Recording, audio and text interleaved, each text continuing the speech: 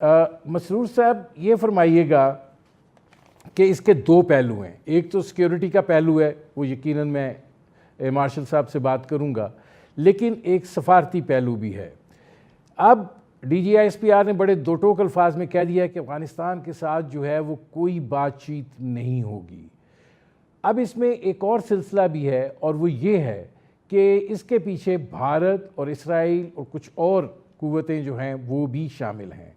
पाकिस्तान को एक बैनुल-अक़वामी सतह के ऊपर इस वक्त एक पजीराई तो मिली है। आपको क्या लगता है कि पाकिस्तान अब ये प्लेटफॉर्म भी इस्तेमाल करेगा और दुनिया के सामने ना सिर्फ ये कि वो लोग जो ये दहशतगर्दी कर रहे हैं उस हवाले से पाकिस्तान को बहुत सपोर्ट मिली है, अमेरिका का स्टेटमेंट भी आ गया कि हक़ दिफा है पाकिस्तान को, लेकिन भारत और बाकी ममालिक जो हैं उनको भी बैनुल-अक़वामी सतह पर एक्सपोज किया जाए? जो भी आपने बताया, मैं दो चीज़ों को थोड़ा फ़र्क है। ये पहला ज़रा अफ़गानिस्तान के मुतालिक, मैं अपनी सर्विस में अफ़गानिस्तान जा चुका हूँ। जब सर्विस में था, एडिशनल फॉरेन सेक्रेटरी था। हमारा जो इशू अफ़गानिस्तान के साथ है, कई दफ़ा लोग इस पर हैरान होते हैं, मुझे कोई हैरानी नहीं है।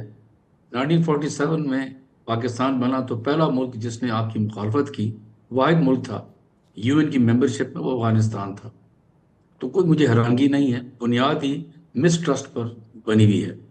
जिस तरह आपकी जो ताल्लुकात हैं चीन के साथ, वो ट्रस्ट पे बुनियाद है उसकी। आपने उनको रिकग्नाइज किया, फिर आप बॉर्डर एग्रीमेंट की 1963 में। तो यहाँ पर तो मिसट्रस्ट पर मामला चल रहा है, और हर चीज़ जो होती है वो हमारे पे डाल देते हैं कि जी हमने इनको सपोर्ट भी किया। हमसे जो, मैं अपनी तरफ से ये कह रहा हूँ, शायद मैं गलत हूँ, ये जो रेफ्यूजीज अफगान आए थे, लाना तो चलो हमने, हमें ईरान का एक फार्मूला फॉलो करना चाहिए था। वो ये था कि उन्होंने बॉर्डर पर इनको रखा, वहीं पर क्लिनिक्स थे, हॉस्पिटल्स थे, जो भी था, स्कूल वूल्स, और वहाँ बॉर्डर पर रखा, और उनको शहर जाने नहीं देते थे, जाते थे तो परमिट्स देते थे उनको।